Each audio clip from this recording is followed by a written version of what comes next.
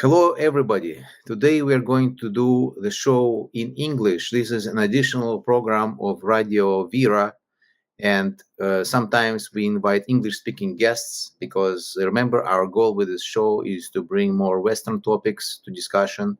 Hopefully, Russian-speaking people will also understand this program because it's in English, but I advise everyone to actually activate the subtitles function in YouTube so that you can actually see the translations as we speak.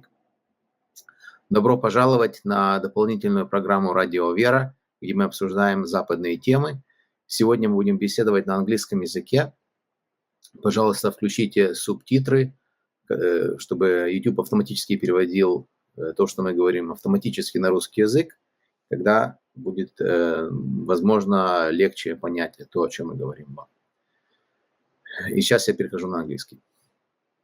Today, our guest is Dan Norton. Dan Norton is an objectivist. I have met Dan Norton in 2015 at the Objectivist conference, which took place in Las Vegas. The Objectivist conference happens every year. And Dan Norton has been very active in his advocacy of objectivism in the media and talking to people. Also, Dan Norton holds a PhD in philosophy, so he has real expertise in when it comes to discussion about philosophy. All right, and now I'm going to bring into the studio Dan Norton. Hello, Dan, how are you? I cannot hear you. Cannot hear you. A moment ago it was working, but now I cannot hear you. We're having some technical difficulties. I'm going to wait until Dan Norton gets his sound working, probably because of the headphones. We tested this setup without the headphones. Cannot hear you still. Perhaps, Dan, you can use the same setup that you had before we actually went live. We usually meet 5 minutes before the show to check the settings. I will remove Dan for a moment for 5 minutes and put him back on after I make some introductions of my own. While Dan is setting up his audio equipment, we will put him back in about 1 or 2 minutes. See if he has resolved his issues. But now I would like to just give a few highlights about what I would like to discuss today. I would like to cover with Dan, make an overview over prevalent ideas that take the minds of Americans, of people living in the West. We have now a lot of cataclysms or changes that are going on in the world. There is war between Israel and Lebanon and Gaza. There is war in Syria. There is discussion of end of war in Ukraine.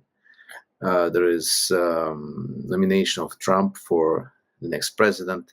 Not nomination, he was chosen, sorry. He is the president-elect. So all these things have influenced the public discourse, and I think Dan is a perfect person to discuss these things. Let's see if Dan has fixed his audio. Hi, Dan. Can you hear me now? Yes, I can hear you now. Great. I can hear you. Yes. Okay. Yes. Okay. Yes. Good. I can hear you. Sorry about that. I'm not sure what happened. All of a sudden, my AirPods stopped working, and now they're working again. So hopefully they will continue to work. Great. Well, it's good that me and you, Dan, don't believe in ghosts. Otherwise, people would say it's a ghost. Then we'll have to pray to God or something. Or the Descartes demon. The demons. So, Dan, I don't believe in what supernatural. Exactly. Then, what do you think about the state of ideas in the United States and America or the West today in general? Is it improving or is it getting worse? That's a big question, and I don't think it's obvious on net balance whether things are getting better or worse overall. There's just so many things to consider.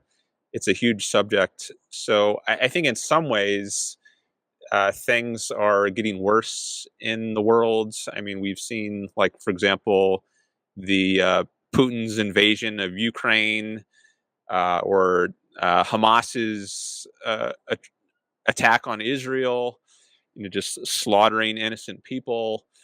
There's all kinds of problems in the world, and yet at the same time, I think there's lots of good things in the world. I mean, right now we're having, despite some technical difficulties, we have this amazing technology that enables you and I, who are, I don't know how many hundreds or thousands of miles apart, to have this conversation, which Yeah, would have seemed like a total fantasy yeah. hundreds or thousands of years ago, yet we were able to do this. So there's all kinds of good things and bad things. And um, I have ideas on how to make the good things continue and improve further and diminish the bad things, which gets into my philosophy of objectivism, which I learned from Ayn Rand. Let me ask you first. Do Yeah. you think this technology that we have now, we have YouTube, we have ability to stream, anyone can express his opinion, has it actually helped? Because we actually now have much more opportunities for people with bad ideas to stream their bad ideas. They are not filtered at all, while before, there were a few media channels, and the people who actually ended up speaking at these media channels, they had to be somewhat reasonable about what they say. Their speeches had to have some kind of logic to them. But now that's not quite the case. Yeah, anyone can jump on Twitter or social media and express their viewpoint. There's not just, like, in America, there used to be the three big networks, NBC, ABC, and CBS. And it was very hard for anyone else to break in. So it's kind of a double-edged sword.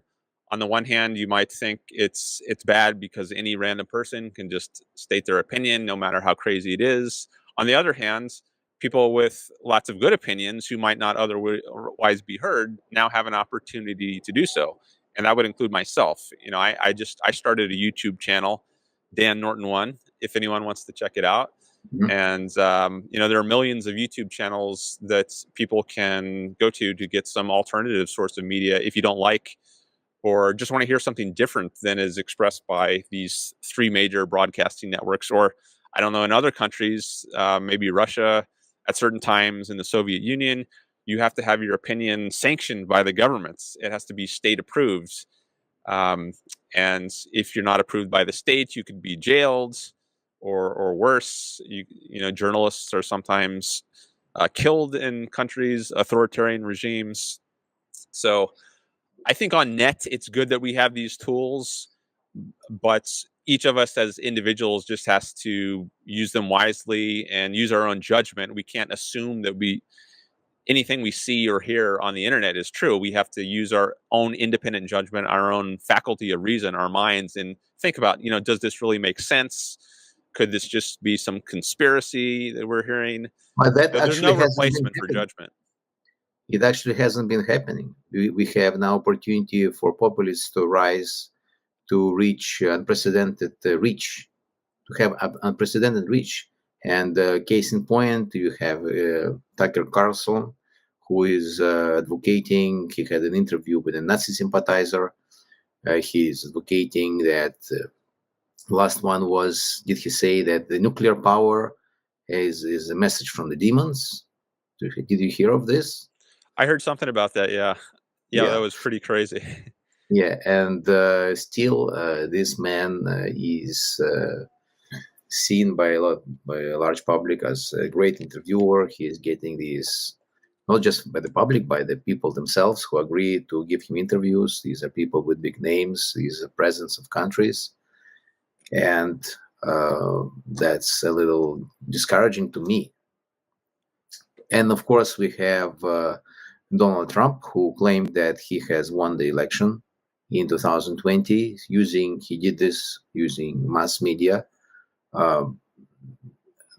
And a lot of people actually are convinced that he indeed won the election. I'm not sure if he could have done the same had this been on the public media. Could he actually go on C-SPAN or some other public media program and make these wild claims? Would he actually rile up so many people?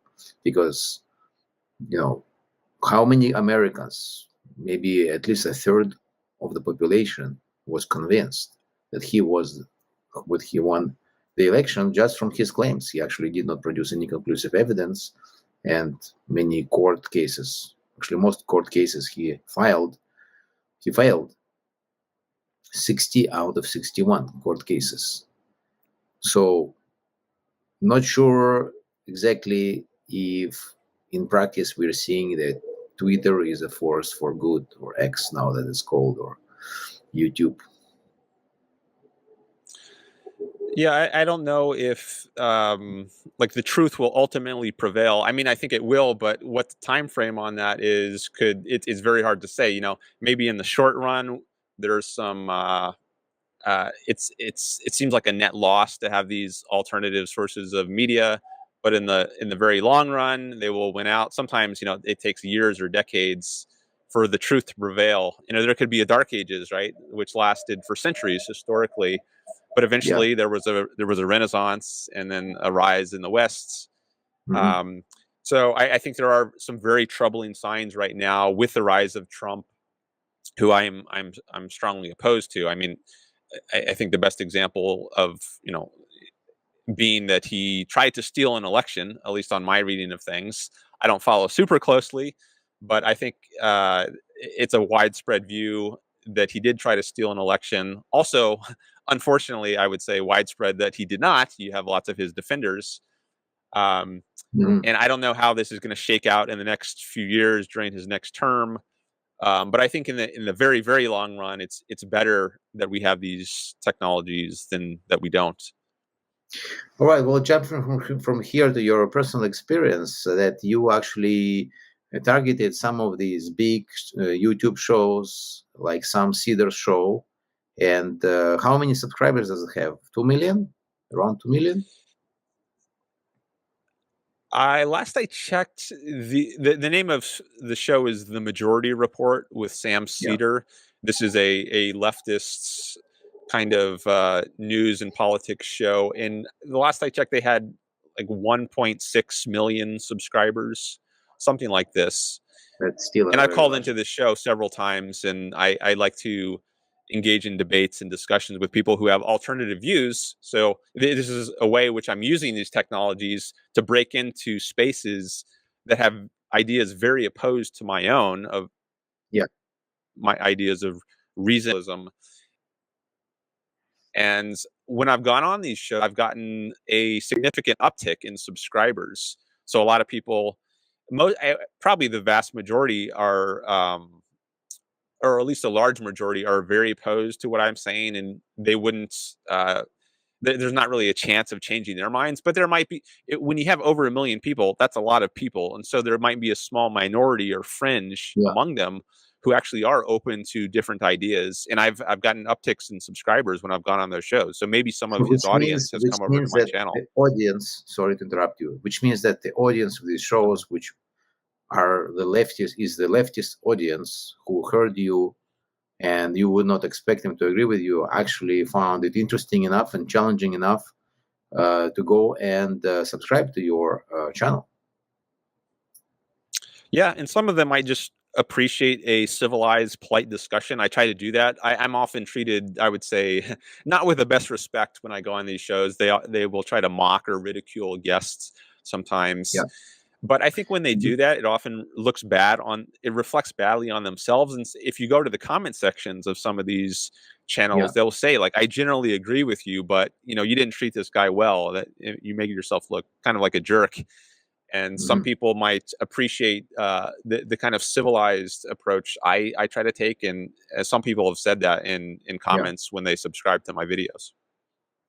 You generated results of your phone calls generated thousands of comments. Is that true? Yeah, in some of the videos, my largest appearance on his show, last I checked, I think it had over 250,000 views, and maybe somewhere around 2,000, 2,000 comments.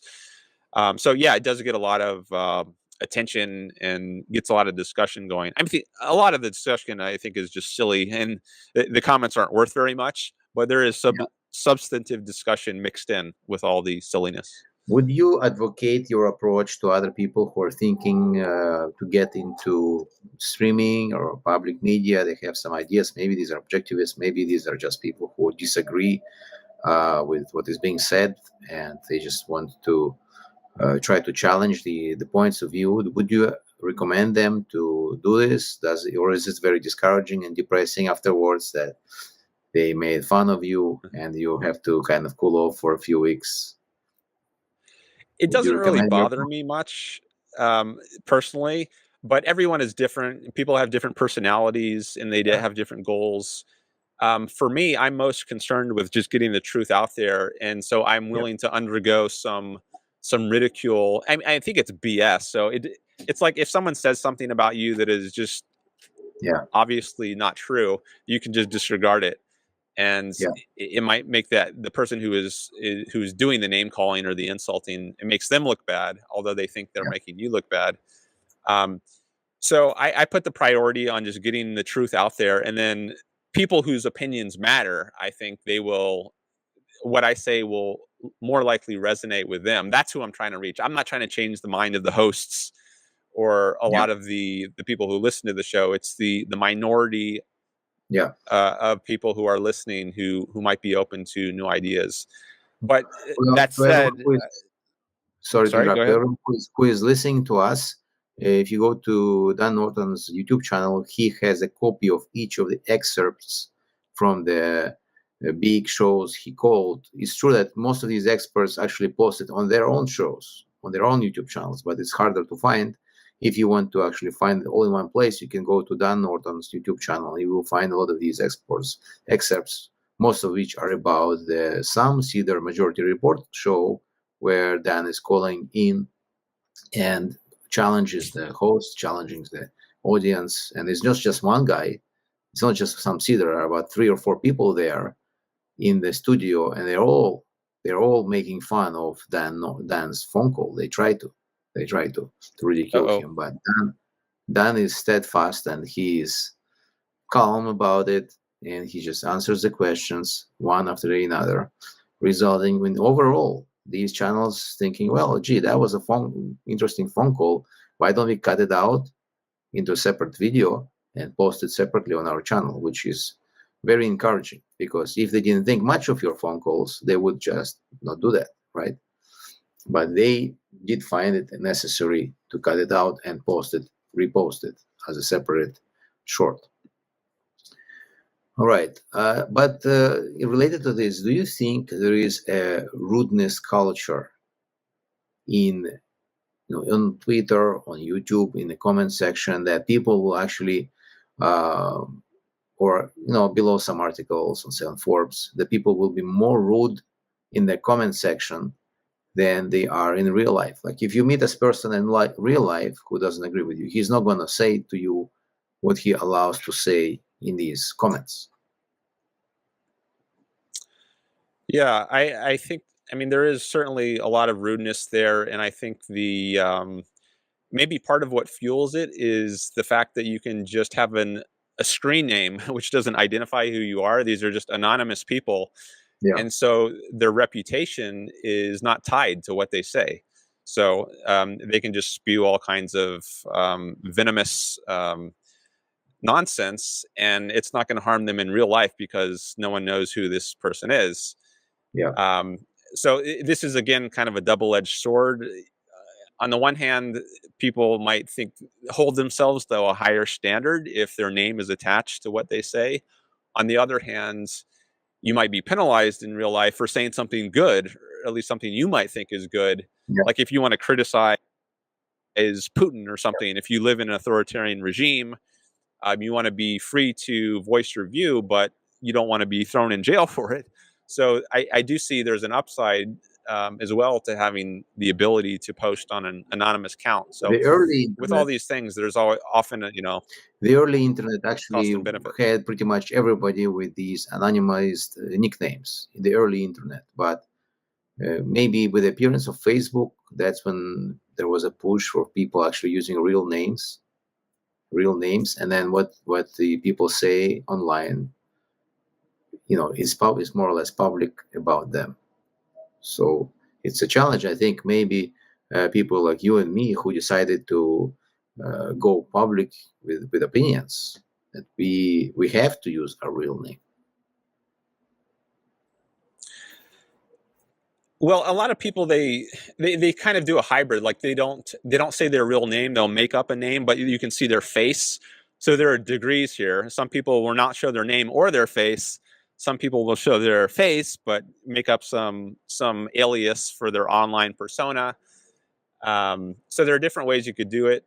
And it's just very personal depending on what your situation is. Like there are certain times in my life when I would not have wanted to be public. Like when I was going through graduate school, I think a lot of my ideas would have been controversial, and maybe I wouldn't have been treated fairly. Maybe professors would have been biased against me if I expressed certain ideas. So I didn't really become public until after graduate school, and I think that just might make sense. In it, if you're working in a certain industry, maybe you're not going to be hired or not going to be promoted if people know that you hold certain ideas. So I think it's just a very personal decision as to whether it makes sense in your context to be public or not, and you can use or abuse that.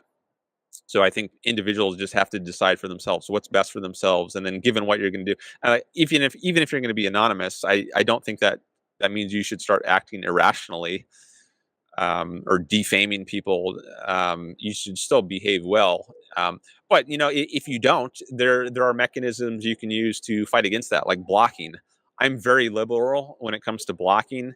So whether someone is anonymous or not anonymous, if someone engages in a conversation with me in a way that's uncivil, they're just throwing ad hominems, insults, they're not having a substantive discussion, I will block that person so I don't have to deal with that any further. Would you say that this liberal practice of blocking decreased your viewer count or subscriber count on your platforms? It might to some degree, but it might also increase it. It's hard to know exactly what the net result is. So by blocking a lot of people, I'm losing those viewers. However, I'm having what I would consider a more high quality comment section. Like people who go to my comment sections, which are moderated on my channel, they don't have to wade through a lot of BS and nonsense comments. They can read substantive comments, things that are actually dealing with the essence of the issues. And that's the kind of discussions that I want to encourage. So I don't know what on net is the result in terms of viewer count, but I think it fosters a healthier discussion. Let me ask you, maybe you can give us a brief overview. You started from having no public presence. You're starting basically from level 0, and you try to attract people to your ideas. And you did this by approaching people in universities. Was that how you started? Yes, when I first started my YouTube channel, this was about 5 years ago, in 2019, I was just finishing up my PhD at the University of California, Davis. I was working on a philosophy PhD. And as I was finishing up my degree there, I had some free time, and I didn't have a traditional job lined up. A lot of people who are in graduate school for philosophy, they intend to go on and become professors, and that was my intention for a while. But eventually, I decided I wanted to do something different. I wanted to engage with the broader public, reach a larger audience, and it just seemed a more fulfilling sort of career to me after I got the idea of it. And YouTube wasn't around when I first, well, it was around when I started graduate school, but I didn't really have the idea of becoming a YouTuber myself. But after I got this idea partway through grad school, I thought I would at least want to give it a try. It seems like it could be a lot of fun. I can have total control over what I discuss things that I'm passionate about. And I just wanted to give it a shot. So to get some content for my channel, I decided I would go around and interview people near the university where I was doing my graduate work. So I interviewed a lot of students, mostly on the topic of selfishness. Ayn Rand, she's very well known for her promotion of what she calls the virtue of selfishness. So this is a term which is often, she would say, misunderstood. People think if someone is selfish, that means you're a bad person, you're a rude jerk to others, you don't care about others at all. Um, that's not Ayn Rand's view of selfishness at all.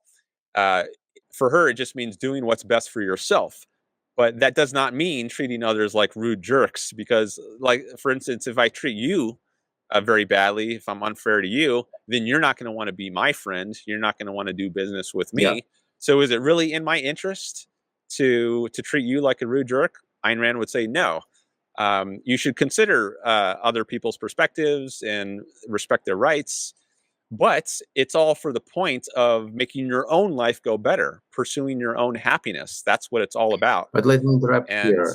For many men, yeah, for sure. many men at least, it's standard conceptual idea that a man has to be tough, strong, macho, and the way it comes out in social environment has to be dominant and dominating. And I saw some videos where Donald Trump is shaking somebody's hand, and he is like pulling his hand to himself, the guy's hand, to show that he is bigger and stronger and more dominating. At least that's how I interpret it. And so for many people, from at least men, when they are being rude to people, it's not to treat these people badly for no reason at all, but it's to assert dominance. Is that a bad idea from a point of view of objectivism? Should basically men act like pacifists, or like very friendly terms? Because I don't know if you know, but usually men become friends after they have a fight and they beat each other up, because then they showed that none of them afraid of the other, and they are equal. They're equal physically, at least, and they are equal in reserve. They're actually willing to go and punch each other's faces, and they will not back down. You can see it in many movies that, let's say a man takes someone else's man's woman. Maybe the woman wanted it, but then when these two men meet, they do have to have a fight. And we saw this in this Sex in the City TV series. I don't know if you've seen that, but there are two strong men, the Mr. Big and the guy who is making chairs. And in the end, they did have a fight over the woman. But the woman did make her choices already. The woman didn't need that fight, but it was important for the TV people to put this in the script that these two men had to fight it out. And only after that, they became friends. So when you're saying what you're saying, my question is, well, how do you actually interpret it in real life? Well, there's a lot that goes into how is it best to interact with others. I certainly wouldn't say be a pacifist. I think it's important to stand up for yourself, to engage in self-defense, either intellectually or physically, if you're physically attacked. So part of my view is that, which I got from Ayn Rand, is that you don't initiate force against other people. You don't coerce them. However, you can use retaliatory force. So if someone initiates force against you, then you can fight back. If it's an emergency, you can do it yourself. Otherwise, you can call the police if there's time to wait. But you don't just sit there as a pacifist and let someone pummel you. Now, if you accept many of the dominant ideas of morality that many people hold, at least pay lip service to, like altruism or Christianity, many people get their ethics from religion and Christianity in the West, especially. So in this worldview, you should turn the other cheek. Be like Jesus, and he said, "Love love your enemies, even not just your neighbors. Now, I don't think that's very conducive to your own self-interest. If you're going to love your enemies, I think that gives them a license to take advantage of you, exploit you. And I think that this actually manifests in the way that in world affairs, like for instance, if Israel is attacked, they don't mount a full-throated counterattack. They'll push back against Hamas for a while, but then they might agree to a ceasefire. We don't want to be too strong and domineering, because we're the stronger military, and the world often has a sympathy for the weaker party. You might see this as an altruistic kind of view.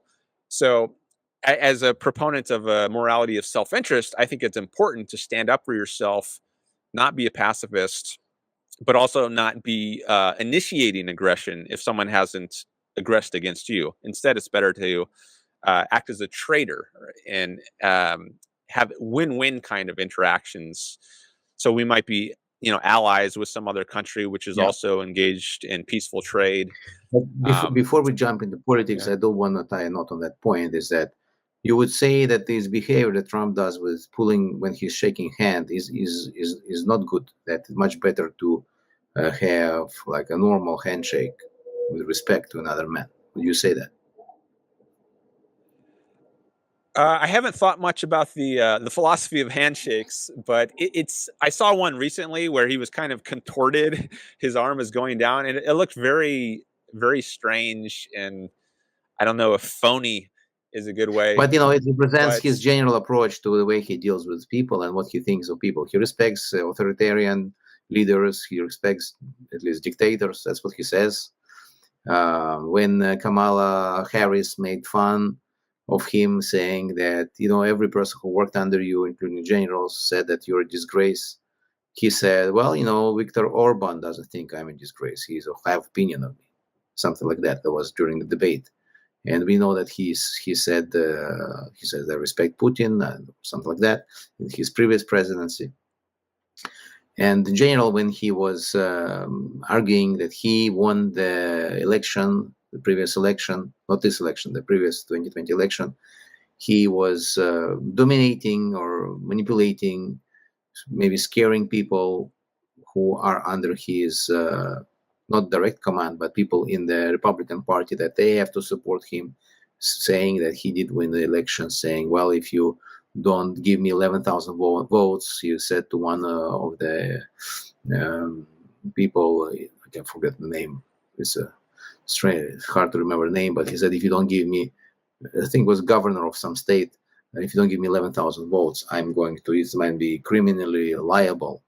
And then also, in the same vein, his son went on TV, on I think Fox News, and said that, well, if you don't support Trump in this claim, then your political career is over.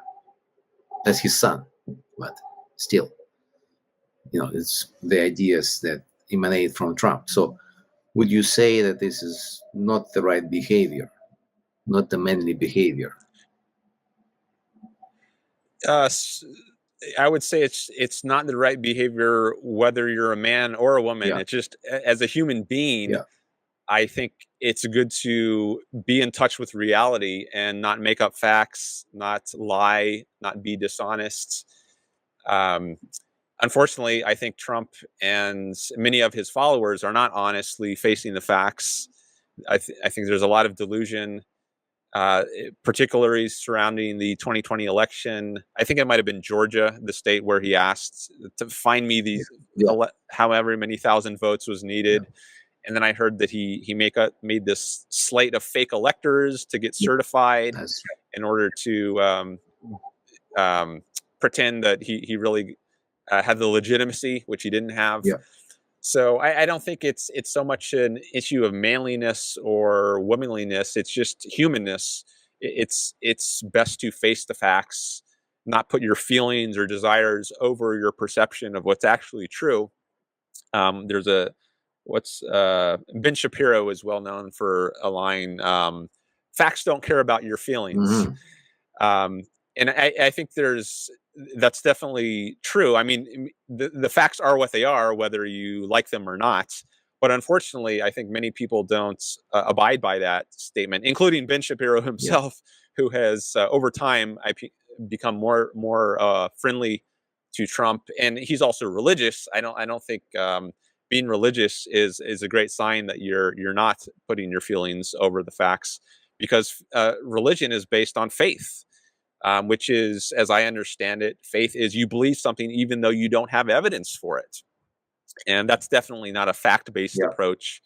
Yet Ben Shapiro and billions of people around the world have this kind of mystical faith-based approach, not a reality-based approach. I would say follow your reason, your rational mind's judgment of the facts. That's the way to go, whether you're a man, woman, child, or anything. All right. Since we now did mention Ben Shapiro, I wanted to give a brief discussion about the intellectuals who seem to capture the minds of Americans. These are YouTubers. This is Sam Seder, who runs a show with, as you said, 1.6 million subscribers. This is Bill Maher. This is Jordan Peterson. This is Ben Shapiro. This is, what is that, atheist? Forgot his name, always forget. That is, this is the one who denies. Richard Dawkins, or Alex O'Connor. Yes. I'll remember the name. Sam Harris. Maybe. Sam Harris, exactly. Sam Harris, yes. Okay. So these people who seem to capture, and also Lex Friedman, now that he has been able to invite presidents to his interview, people think highly of this show when they come. Let's maybe take it in the order that seems most natural. What do you think of Ben Shapiro in general, his position? Because since we started talking about him. So all of these figures I've seen bits and pieces of. I don't follow them very closely. I don't watch a ton of their content, but I have at least a small sampling of them. So, and I might say this about many of them, but I would say they're mixed. I think Ben Shapiro has some very good things to say. I think he has been influenced by Ayn Rand's, and I think that comes through and at times, many times, in his advocacy of free market policies, capitalism, his defense of Israel. However, there's also another side which I strongly disagree with, which is his religious side, which I've already mentioned, but also not just his religious side. He's become more pro-Trump. I think he used to, back when Trump was first elected, he was, I don't know if he was a never Trumper, as many people call themselves. But I think he was at least not as pro-Trump as he is now. I think he's become more pro-Trump, maybe because he thinks he can build a larger audience that way, which might be true. But I don't think that's the most fundamental consideration one should use as to what one's view should be on a politician. Can you explain this phenomenon actually that we are observing? Many intellectuals, or not even intellectuals, people with a name and people who seem to have an independent opinion, basically, or going in openly supporting Trump, like Dr. Phil, for example. While Dr. Phil is excellent, for example, on Israel, there was a debate on his channel where he defended the right to Israel to defend itself. Seems like a reasonable guy, but he has not challenged anything that Trump said. He appeared with him, he supported him, and we see this widely, that people stop criticizing him because, well, now that he is a president-elect, that's it, game over. We should no longer criticize Trump. We should just support Trump since he's the president. Is that the idea? I think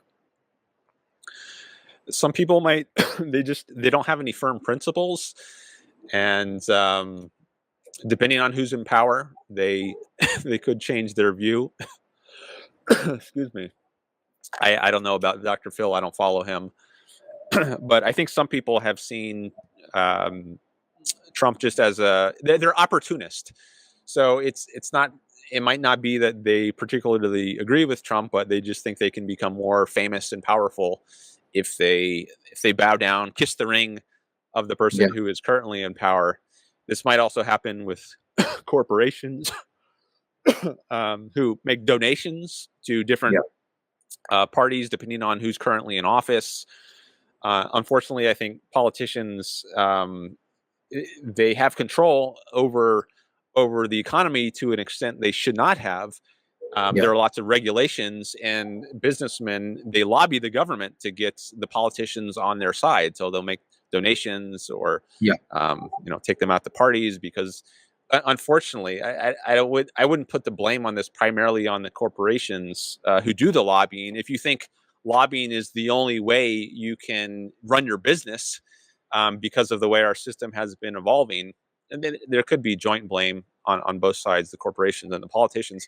But I think we need to get governments and Yeah. out of the economy so that there's not an incentive for people to try to lobby politicians and bribe them to get special favors from the government, like through antitrust. Sometimes we see large corporations suing other large corporations and appealing Yeah. to like antitrust laws, which allegedly are supposed to stimulate competition. But I think, in fact, these are non-objective laws. There's really no clear way to abide by them. It just gives the government arbitrary power to regulate lots of Yeah. corporations. Actually, a thinker that I forgot to mention is Elon Musk.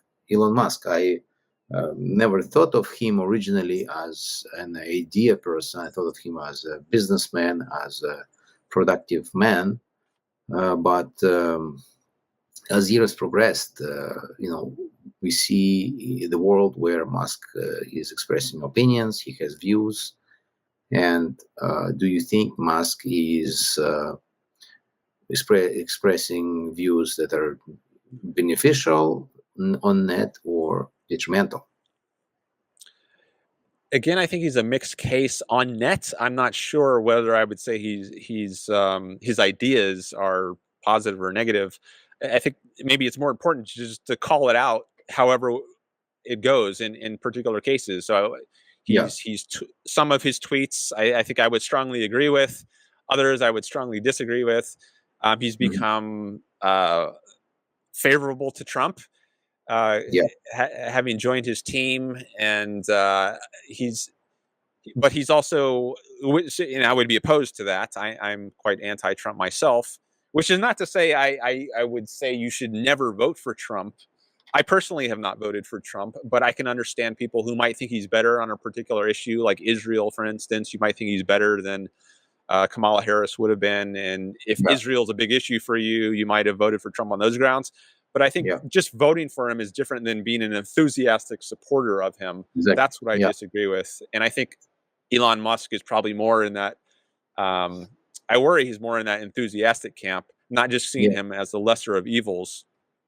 So, but on the other hand, I think he's run these companies like SpaceX, which has done some amazing things. There was this catch of the rocket a few Yeah. months or weeks Yeah. ago, which is very impressive, and he wants to take us to Mars. So I admire his ambition and a lot of the technological innovations he's helped to run the companies of.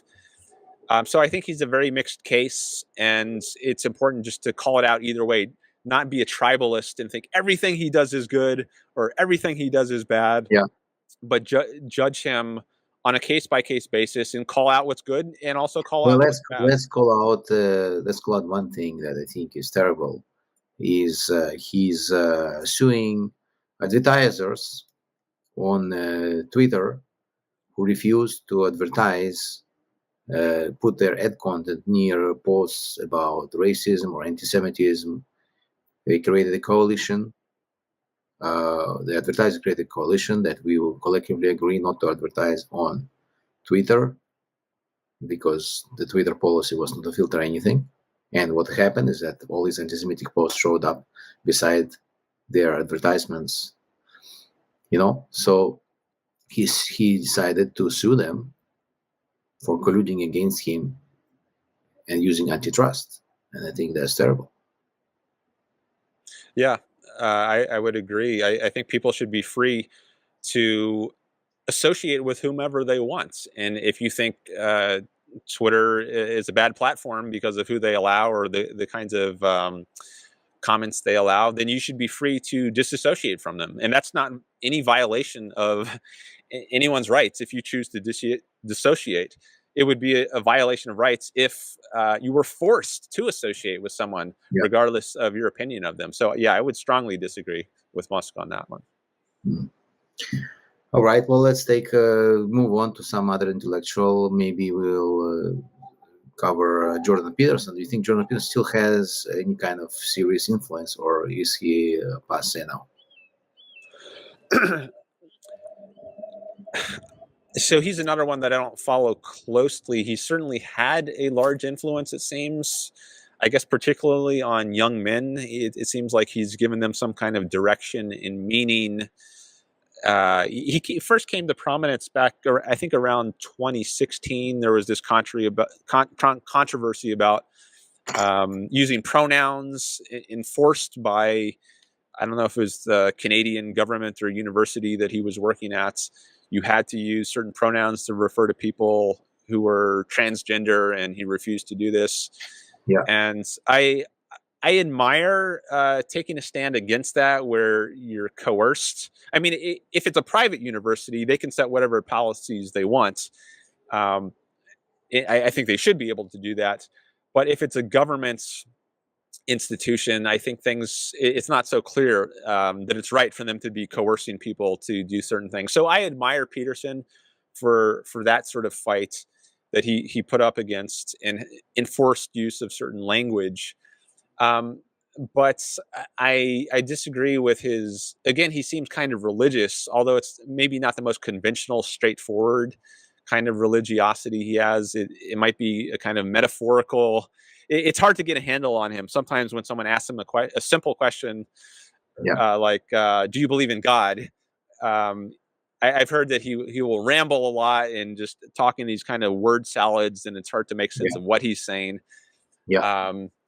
So he's another mixed figure who I think has been very influential. As to how influential he is right now, I don't have a great read on that. But so yeah, I think he's just a mixed case. I see. Well, let's now maybe touch on some of the policies that briefly we did just talk about it, but what's in vogue is Trump's idea of tariffs. He said, my favorite word in the English language is tariffs. He is now trying to impose tariffs on Canada, on Mexico, and he is saying this to other countries, that I'm going to create tariffs. And he also says, in respect to Canada, that by not setting tariffs, the United States is sponsoring Canada because there is a trade deficit. We export more than they import into Canada. I mean, United States. Because I don't know if some listeners don't know, but this show is based out of Canada, from Vancouver, Canada. Radio VERA is based in Vancouver, Canada.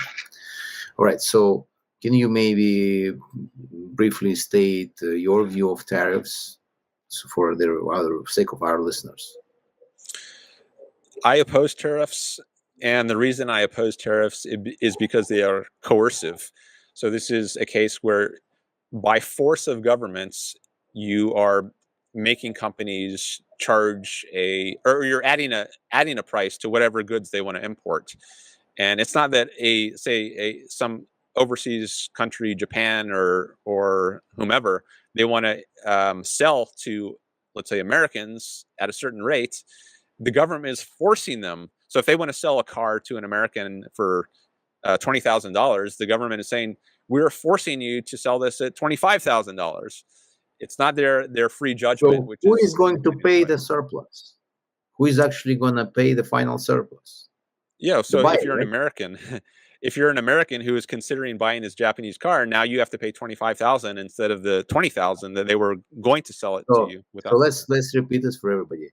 What Trump is saying when he advocating for tariffs is that, the people in Japan or China or whatever, when they sell you a car in the United States, they will have to pay a penalty of $5,000. What was actually going to happen that you, the buyer in the United States of the car, will pay $5,000 more for that same car. The penalty is on you, Mr. Buyer. You will be paying more, right? Yeah. He is The not Japanese penalizing company, Japan or Chinese manufacturer. You're not penalizing because this is going to raise the price to cover those tariffs. The reason is just the reason they price the car what it is. That's how they make profit. If you're going to make it more expensive for them, they will raise the price to continue making the same profit, which means that you will buy it more expensively in the United States. Now, I think what does Trump hope? That someone will produce the same kind of car within the United States, and now it will cost, if it's made in the USA, $20,000. You think it's likely to happen? it depends on, what is the market like in the U.S. So U.S. manufacturers of cars, they might see an opportunity, and now that Japan is being penalized, we can get away with raising the prices of our own cars up to the threshold, but not Yeah. exceeding. Yeah. But then that's now going to make things more expensive for the Americans who are buying from American car manufacturers. So Americans are still being penalized. Hold on. Why would it be more expensive for Americans if they buy from American manufacturer? I did not follow that point. Can you repeat, please? So if Japan raises they have to sell at $25,000 instead of 20,000. Now maybe a American car manufacturer who let's say they had previously sold cars at 15,000, they now know they can raise their prices to 20,000 because they're not going to face the competition from the Yeah, Japanese. exactly.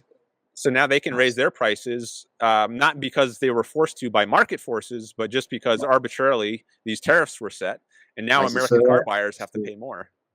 the American buyer will have to pay more for a worse car. Yeah, or at least a car that's was previously valued by the market at 15,000. Now it's arbitrarily Yeah. valued at But 20,000. usually cars are valued by the market for a reason. If a car that costs 15,000 is like that because it's worse by some parameters than the car that goes for 30,000. It's just different kind of cars. Yeah, All right. and the government shouldn't be bailing out companies if they fail, not just producing inferior cars, but their ability to stay in the industry at all and produce any cars. Back in, I think it might be the 70s or 80s, I think Chrysler was bailed out by the government, and this is forcing taxpayers to subsidize the production of cars they don't want, as judged by market forces. Right, because again, the rhetoric is here. We have to produce everything within our own country. We have to be completely self-sufficient. We don't need anybody else. And even if someone else makes it cheaper and more effectively, no, we will make it in our country and we will beat them on every level, on effectiveness, on quality. I mean, what's wrong with that philosophy? There's no need to produce everything yourself. That's defeating the purpose of division of labor. I mean, if you look at it on like an individual level, why not be a self-sustaining farmer? Why not produce all your own food, your own vegetables, your own meat? Yeah. Why not build your own furniture? Why not produce your own car? Yeah. Because it's very inefficient.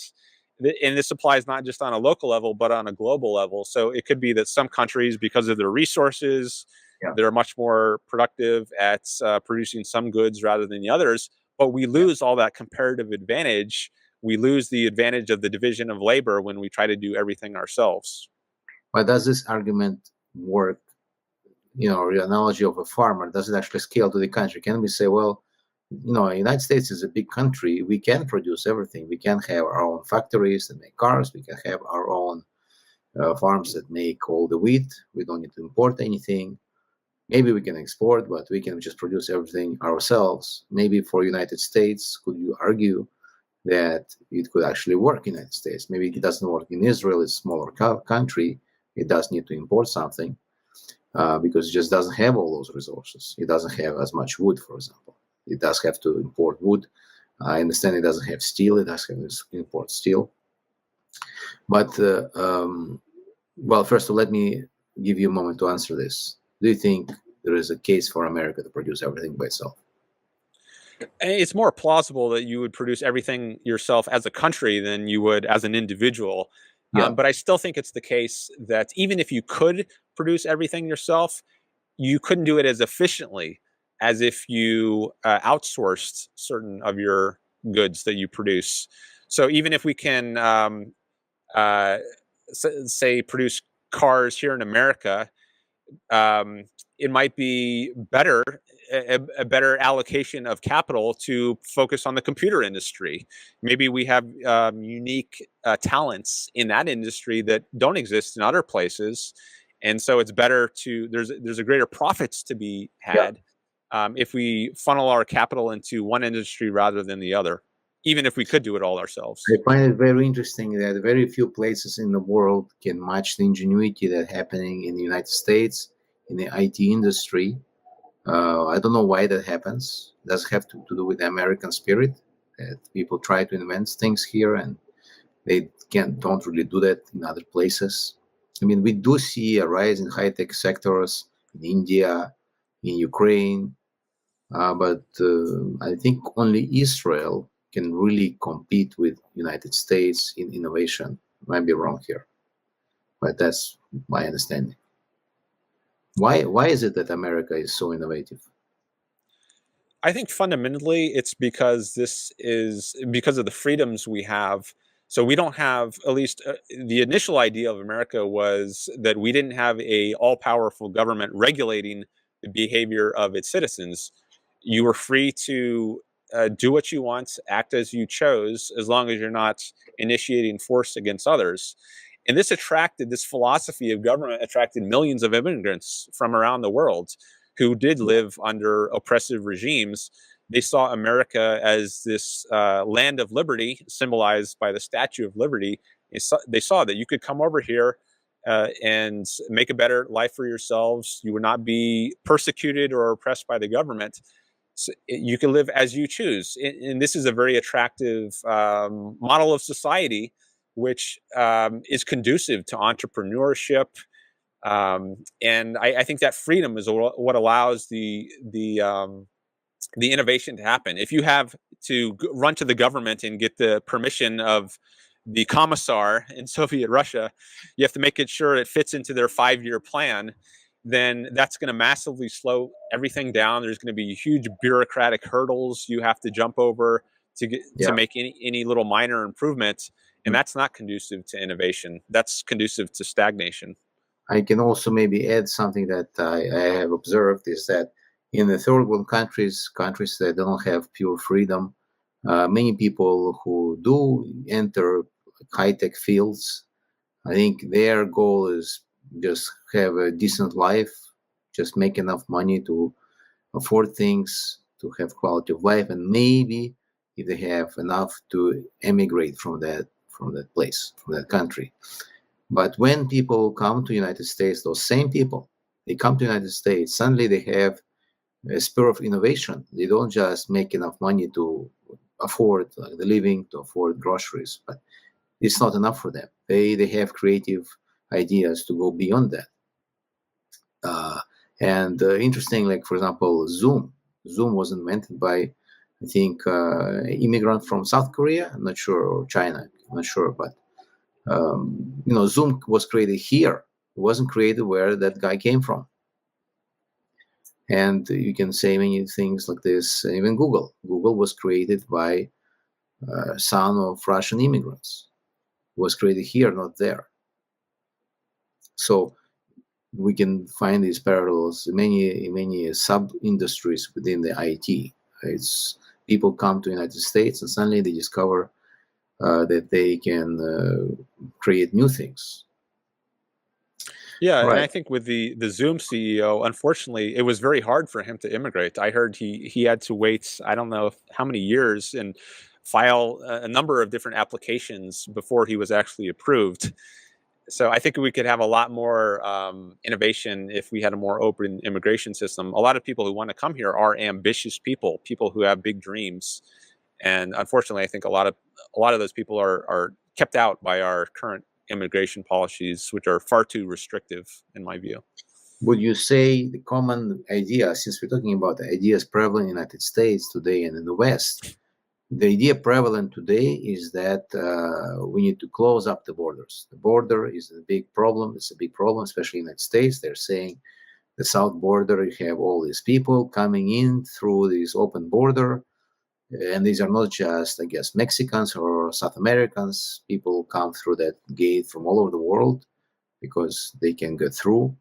And the whole campaign that Trump had was on fixing the border situation. And the main criticism of Kamala Harris was that she let the border wide open. She mismanaged the border. And the greatest evil in the world are the immigrants or the migrants or the illegal immigrants. What can you say about this topic? I think there's a lot of misinformation about immigration. Like when it's called an invasion, this rhetoric is often used by Trump that these immigrants are invading. I'd say no. If you want to see a real invasion, look at something like the Hamas attack on October 7th, where they come across Yeah. and they murder hundreds of people. That's an invasion. So I think it's a smear term which is used to rile people up, get them afraid, and maybe scapegoat would be a term to apply here. I think America definitely has problems, but I would not put the blame of these problems on the immigrants, who I think are largely peaceful. Certainly there are some criminals, but there are some criminals in America already.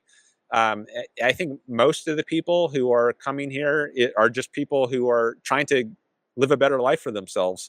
They're coming from some third world country where they could be stuck in poverty for decades or their entire life if they don't get out, and their only way to immigrate is illegally. A lot of the rhetoric around this topic is we're not against immigration at all. It's just the illegal immigration. But if you make it so hard that it's impossible or nearly impossible for millions of people to immigrate, then it's understandable that people would not try to do it the legal way. It's just too hard. So they come here illegally. It should be like over 100 years ago. All you had to do pretty much is jump on a boat, pay your ticket, and then they might inspect you at Ellis Island to make sure you don't have some contagious disease. And if you don't, you're in. Well, another argument, they say that these people are just coming here to mooch. If you would not give them welfare or something, or in any kind of form, it's not called welfare. It's called just like money that they receive. They get free hotel. They stay in a hotel. It's all sponsored for them. People say, well, why wouldn't even come? Well, they shouldn't. So I don't think they should get welfare. So mooching off of the government is not a good thing. We shouldn't be forced through taxes to support them. But I think that applies to anyone. It doesn't matter whether you're an immigrant or an American. You shouldn't be able to mooch off of welfare. But another problem is these people aren't allowed to work often. It's very hard to come here and legally be allowed to work. So what I think we should do is not give them welfare, but do allow them to work. And then they can be self-supporting. They don't need to be parasites on other people. Who they can earn an honest living for themselves. And I think that's what most of them probably want to do. You think that the United States can support this kind of inflow of people if they had the work permits and they could actually work? I think the situation now that most of them actually stay close to the southern border. They don't spread out within the United States. Is that the case? Or not much, not significantly? Or is that wrong information? I may not have the most updated information here.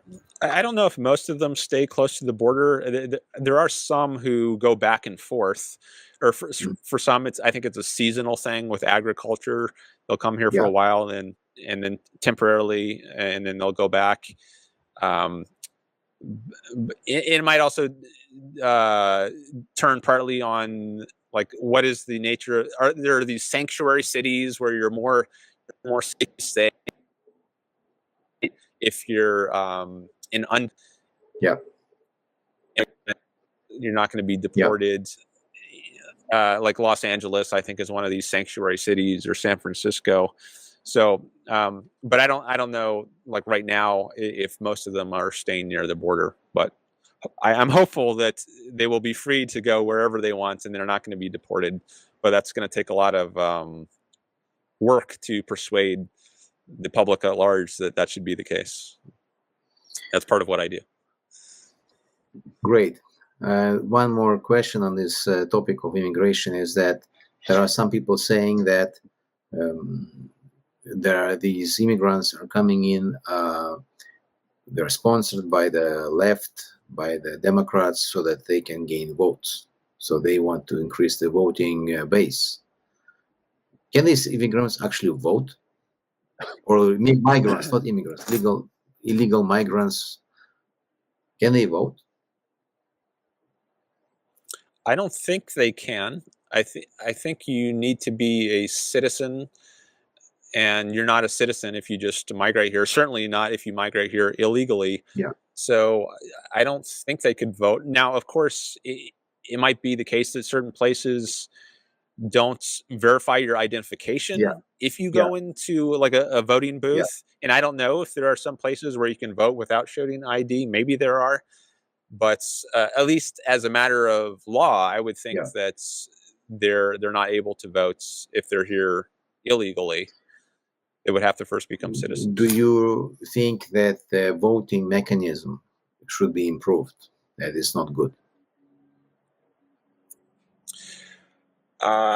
I think there probably should be a way to make it electronic rather than having to either do mail-in votes or actually go physically to a polling place. It seems like we should be advanced enough today that you can just do it electronically, and then it's also much easier to count that way. And of course, there are worries about fraud. But I think that's true regardless of whether you're doing it electronically or by paper. And there ought to be ways that you can put in safeguards so that if you do it electronically, you don't have massive numbers, or maybe it's even easier to prevent fraud if you use technology, maybe AI of some sort. I don't know. But I do think it could be improved. And then maybe you'd be less likely to have these claims of stolen elections. If it were made electronic, it might be easier. Okay, great. Well, we try to keep our show around an hour. In the finishing minutes, we've been slightly over an hour now. But in the finishing minutes, I would like to give you the stage. You can talk openly about what is the objectivist philosophy, why you advocate it, where people can find out more about it, and so on. Go ahead. Thanks. Well, thanks again for having me on. I really appreciate the opportunity. So to let the audience know a bit more about the objectivist philosophy I support. So I think Boris might have mentioned this in the intro, but to put it in a nutshell, it's a philosophy of reason, egoism, and capitalism. So reason meaning using your own minds as opposed to just going by faith, just believing something without evidence. And then egoism, that means living for yourself, but not by being a rude jerk and stepping on the rights of others. Your purpose in life is to pursue your own happiness. You have one life to live on this view. I don't believe in an afterlife or some supernatural realm you go after you die. You only have one shot at this. So make it the best you can be. Achieve the most happiness that you can. And then politically, capitalism. This is the most conducive society to achieving your own self-interest in my view, in Rand's view. This is a society, capitalism, where the fundamental principle is that you cannot coerce others. So you have to relate to others on a voluntary basis, on a trading basis. So if you want something from someone else, you offer them something in exchange. Could be money. You go into a store, you give them money, they give you food or shoes or whatever it is, but you don't just steal it. That would be coercion. And you also don't use the legislature of the government to vote. So taxes are a way of, you might vote in politicians who say, we're going to tax everyone and then redistribute the money people have. So we're going to use taxes to fund healthcare or education, public schools. Ayn Rand is opposed to that. She thinks you should be free to spend your money as you choose. It's yours. It's your life. and you should be able to take the fruits of your efforts, the money you earn on a job, and spend it however you choose. It shouldn't be up to a government to redistribute your wealth as it chooses. So you shouldn't be funding other people's retirement, Yeah. Social Security. If you want to help someone voluntarily, that's fine, but you shouldn't be forced to. Where, So that's a little bit about her philosophy. And I see you want to yeah, jump in and say I do. I something. want So. to just direct slightly. Where can people read about this or watch videos about this that you would recommend? What would be a good starting point? Go ahead. So Ayn Rand has many books. She did fiction and nonfiction. Her best known fiction books are The Fountainhead and Atlas Shrugged. She also wrote a much smaller one called Anthem. That might be a good one to start with. And We the Living, which was set in Soviet Russia. So for your Russian audience, they might be interested to read that one in particular. There's tons you can find on the internet.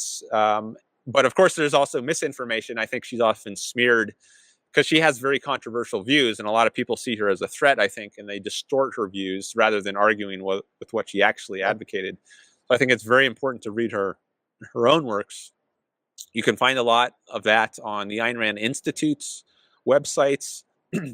And I've also got some videos on my channel where I discuss issues from a perspective of Rand's philosophy. Excuse me. Dan Norton one on YouTube, if you want to check that out. If you even want to have a conversation with me, feel free to get in touch. So those are some places that you can look for more about these ideas.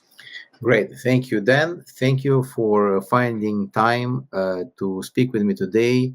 I know that everyone who is listening, I gave Dan a short notice because, as you know, that on this channel we usually do guest appearances in Russian. And when I cannot find a Russian speaker who can speak about Western ideas, I invite English speakers. And I think very highly of Dan, of his activity in on the media, in communicating the ideas of objectivism. So I'm very glad that Dan actually was able to join us. So with so little notice, thank you very much, Dan. I encourage everybody to go and check out Dan's YouTube channel. He has some really interesting videos when he approaches students on the streets of universities. He asks them provocative questions. He has videos where he calls big YouTube shows with hundreds of thousands of viewers, and he asks questions, challenges everybody there. He holds his own very well.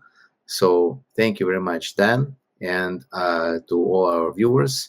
We'll see you next time. Remember that our Radio VERA show comes up every Friday at 10:30 a.m.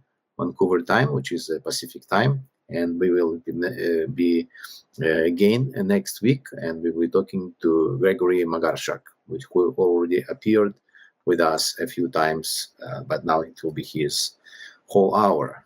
So thank you very much, and until next week. Thank you, Dan.